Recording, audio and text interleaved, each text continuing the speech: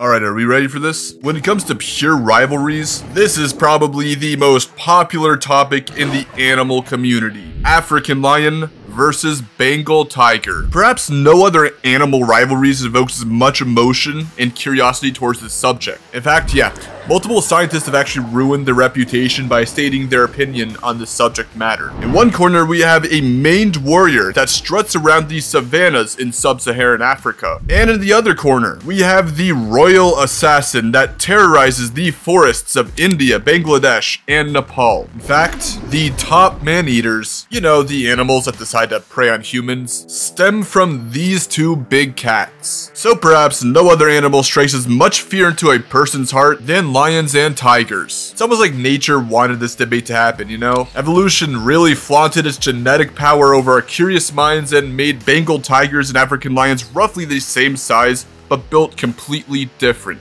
And by the way, yeah, you actually heard me right. According to recent research, Bengal tigers and African lions are actually similar in size to one another now. But more on that later though. I don't want to spoil anything for y'all. But listen, I'm only human and I can't go over every single topic on this subject, but I will be discussing the important and interesting stuff like anatomy, scientific data, and fighting styles to determine a winner. And yeah, I actually determine a winner based on reliable scientific data and my academic background rather than giving y'all a 50-50 nonsense response. I'm not gonna waste your time, I promise. So you gotta stick around to hear that. And speaking of sticking around, I would appreciate it if y'all subscribed to my channel and commented on this video. And remember people, stay respectful in the comments. We should really not be losing friendships over this. It's not that deep, okay? And also, if we can grow this channel to 100,000 subscribers by June of 2025, I will record a video of me doing tug of war with a tiger or whatever big cat that's available. Sounds fun, so let's achieve that. But enough of the self-promo, let's establish some ground rules because believe me, this debate gets really situational. So first things first, we will be referencing the South African lion and Bengal tiger, with both of them being wild males in their primes. Let's also assume they both are angry at one another and want to fight to the death. So no claiming that a Bengal tiger or lion could just simply run away. They are fighting. And where shall they be duking it out? Well, let's say this battle takes place on an open field, so pretty much on even ground here, okay? Also, one more thing. I will not be discussing fights between them in captivity because it's very subjective, and oftentimes the conditions of both animals are questionable. Also, let's be honest here. A lot of y'all probably heard enough about this topic and just want a concrete answer amidst the bias. I get it. I finally want to answer perhaps one of the most heated debates in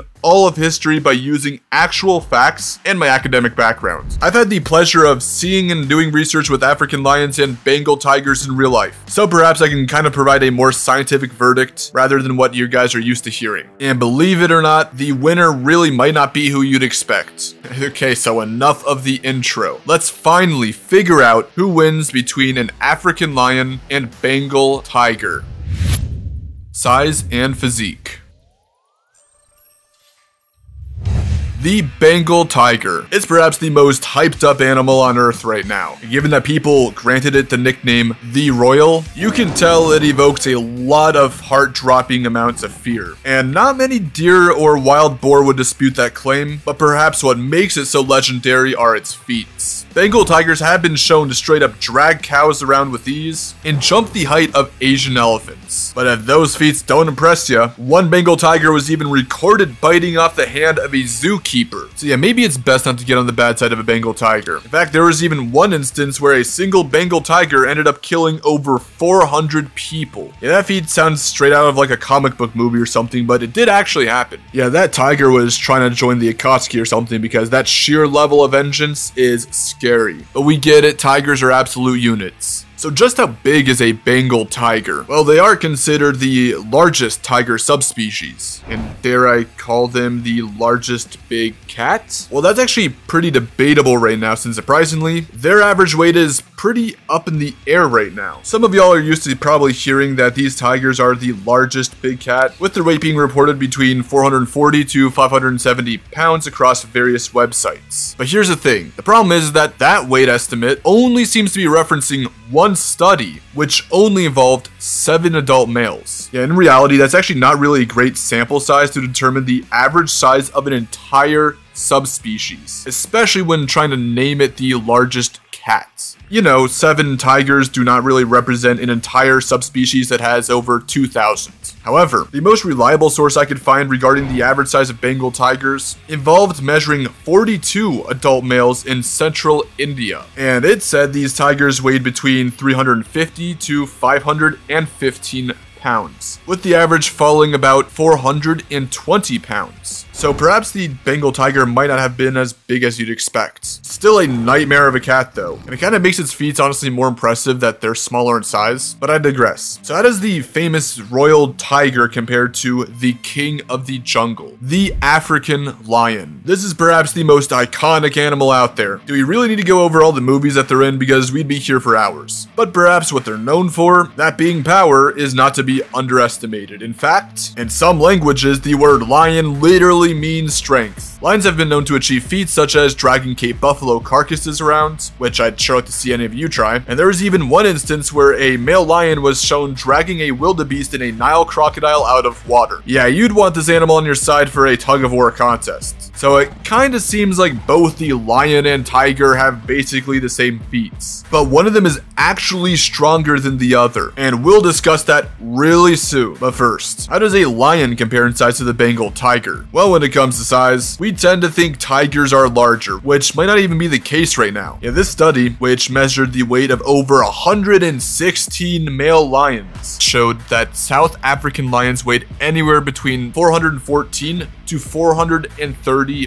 pounds. Now, how does that compare to the Bengal tiger? Well, it actually puts them in about the same weight range as one another, with the marginal difference being so small that it doesn't really account for anything. You know, a 5 or 10 pound difference of a 400 plus pound big cat won't really matter all too much in a fight. So it's really a big toss-up of who is actually larger right now. But here's the thing, since the Bengal tiger's weight is actually pretty variable, the exceptionally large tigers, you know, the ones that stand outside of one standard deviation, seem to be heavier than the exceptionally large African lions. Because of that, one may consider tigers to be larger, but like I said, on average, it's really a toss-up. Let's just call it even in cutter losses, because the size differences are basically so negligible to the point where it doesn't really hold any advantages. But one thing to note is that these cats are built completely different. So how does a lion and tiger compare in terms of build? Well, without getting too much into anatomy, lions actually have thicker bones on average compared to tigers, most notably in their humerus. You know, the bone that connects the shoulder and elbow. In fact, this is proven via a study that measured a whole bunch of humerus bones from carnivores. It revealed that lions have thicker humerus bones compared to tigers. Okay, now, what does that mean? Well, this implies that lions are actually able to pack more muscle towards the shoulder and upper body joints like the neck compared to Bengal tigers, and thus are more top heavy. In fact, a lion's whole body structure and posture demonstrates this by being sloped and compact. You know, kind of similar to a bulldog's. So basically, it's implied that at similar weights, lions can derive more brute force from their upper body. So to answer the previous statement on who is stronger, the lion is actually more powerful pound for pound compared to the tiger when doing the basic movements that we associate with strength, like dragging. And again, guys, this is simple anatomy here, okay? This is not my opinion. This is fact-based. Don't blame me, I did not create lions to be built like that, okay? If you want to blame something, blame evolution. Anyways, the lion's broader build also implies that they're actually more stable, grounded, and less prone to movement manipulation. That's cool and all, but here's an interesting dilemma. Yeah, the Bengal tiger actually pulls an Uno reverse card on the lion here because they actually have longer humerus bones proportionally and lengthier body/legs. And this implies that tigers are able to achieve greater top speeds, have superior climbing abilities, and are more agile/springy. And this can be seen whenever they fight. And to throw another cool thing at you, tigers have a more flexible spine region than lions, and it's not even close. So given that fact, the tiger would be more dynamically moving in a fight, and would actually have an easier time escaping from compromising positions. So perhaps his agility advantage would actually make it hard for the lion to actually catch it. Okay, now here's one thing I kind of want to quickly note, which is the lion's mane. A lot of y'all probably think that it's used and has developed to be a defense mechanism. Now that might not be entirely wrong, but recent research actually suggests that the mane's primary function is for mating displays and to appear more domineering. However, it can obviously help block some strikes and bites to the neck and whatnot. But remember, okay? Lions kill other lions. And given that Bengal tigers basically have the same exact weaponry, they can do so as well. And speaking of weapons, they're only as good as their wielder, right? So who fights better? The royal tiger or the king lion? Well, this brings me on to my last aspect, which is weaponry and fighting IQ. Alright people, before we dive into each of the big cats' fighting techniques and determine which is superior, I want to straighten something out, okay? I want to address the BS that is the historical accounts of Roman Colosseum fights between lions and tigers. Yeah, let's actually use logic and simple intuition for this scenario. Y'all probably heard about the myth that tigers won majority of the time against lions in the Colosseum duels. But who actually recorded those accounts? Let me tell ya, no one. Literally, I searched for hours about these accounts and all of it was actually extremely anecdotal. You know, almost equivalent to a historical trust me bro from thousands of years ago. And really, we are supposed to take some random person's word that lived 2,000 years ago on the situation, let alone anecdotal history feats that are straight up known to be over-exaggerated or mistranslated through time. You know, stories kind of hype up either an animal or a person to make them seem more incredible than they actually are. The majority of the evidence backing this is art. Yeah, like what? We don't know anything actually about the lions and tigers involved, like the conditions beforehand, the sizes, etc. So saying that the ancient Romans fought them and depicted either the tiger or lion as a victor can be disregarded because it holds no merit behind the claims. Okay, but alright, enough of all that stuff. I want to know, and I'm sure y'all do too, who fights better and which would be superior in a face-off? A lion or a tiger? Well, let's answer that right now because believe me, it gets interesting. Okay, so first things first, both of these cats have basically the same weaponry, that being sharp claws that can easily cut through flesh, and strong bites that both produce around 1000 psi. So perhaps it's actually how they wield their weapons that's actually gonna make or break this matchup. Now let me explain. Bengal tigers fight rather uniquely among cats. You see, they actually take a play out of Mike Tyson's handbook and like to stand up and strike. You know, they leap, they spring up, they claw swipe. So perhaps they're like the strikers slash boxers among the cats. Now this actually gives them some advantages right off the bat, such as being able to utilize both paws at a time when striking, and being able to hit a lot faster and more often. In fact, when tigers fight, it's actually made evident that they strike more frequently and quicker compared to lions. And given that they like to stand up, they would actually have more dexterous paw movements and might be able to grab onto the lion faster. You know, you don't really see lions doing something like this that often. But here's the thing, when tigers strike, they mainly only target the upper body slash neck region. This is because of their fighting style. So the tiger would be more consistently striking the upper body portion of the lion, which would actually form wounds more concentrated in that area. Now, would this pose a problem against a lion? Well, here's the thing, okay? Lions are grapplers and like to wrestle. When they fight, they muscle in at each other, they push each other around, they drive forward. Now, when they claw swipe, they tend to mainly use one paw at a time, but their strikes actually tend to have more force put behind them compared to a tiger's. This is due to the positioning, posture, and muscle region of the lion. You see, lions tend to stay grounded when fighting, along with being more top heavy. So perhaps if it grabs the tiger, it would have an easier time wrestling it, manipulating its movements, and pinning down the tiger rather than vice versa. Now, this is not to say that lions can't stand up and fight, because they can, but the whole tiger's body is built for that, and thus it would probably outmatch the lion in that aspect, and make it think twice before standing up again. Now, here is one more thing to note. Lions tend to attack the body region slash hindquarters when fighting, along with wrestling the neck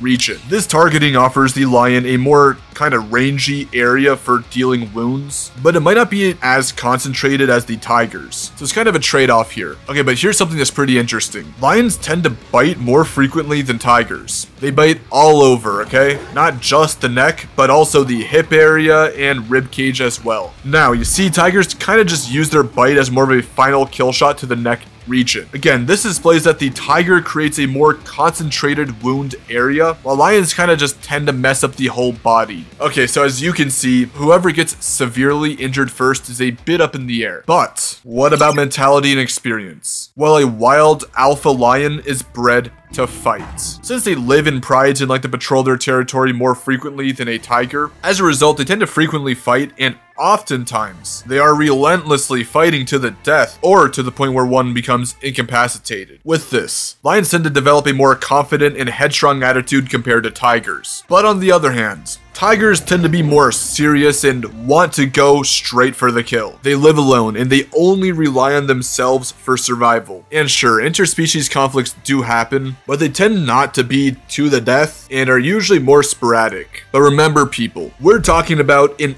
angry tiger and an angry lion that's not gonna back down. And given that lions tend to express that attitude more naturally, the tiger in this scenario would actually get a boost in the attitude aspect, which may actually help tip the scales. But right now, we are looking at a battle-hardened warrior that is the South African lion, and a royal assassin that has chosen its target. Well people, this video has dragged on long enough. I think it's about time we determine a verdict.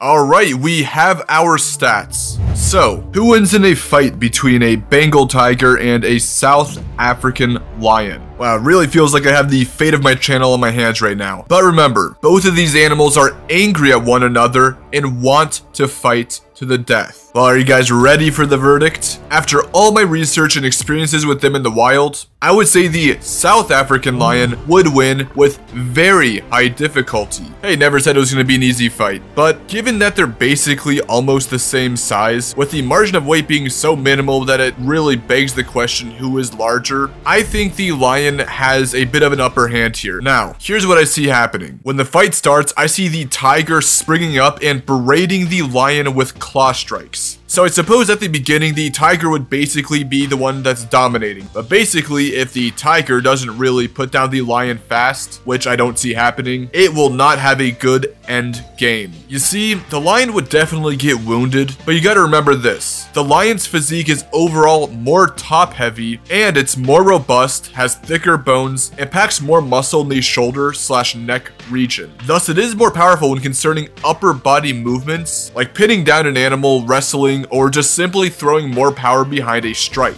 Now, since the tiger likes to spring up, I eventually see the lion adjusting to the fight here. It's gonna muscle its way through, and it's gonna attack the side of the tiger. Now, eventually, it's only a matter of time before the lion basically grounds the tiger. And from there, the lion is gonna relentlessly maul at the rear/body area of the tiger. Now, the first time the lion pins down the tiger is most likely going to escape here, okay? It's not gonna be an end-all be-all. But those wounds add up. You see, the tiger is actually more reliant on its hips/flexible spine, given that it likes to stand up and jump at its opponents. Now, eventually, since the lion does like to target the body, I see all those wounds accumulating, and eventually I see the tiger finding it very difficult to spring up or even move around in the long run. Its spine, although more flexible, is less robust. It's same thing with its whole body and limbs. Eventually, the tiger is going to get grounded again. It's going to have to face the lion, and since the lion is just overall more muscular and top heavy, it's going to end up pinning down the tiger and basically take over from there. Now, it might take a few times, but eventually I do see the lion ultimately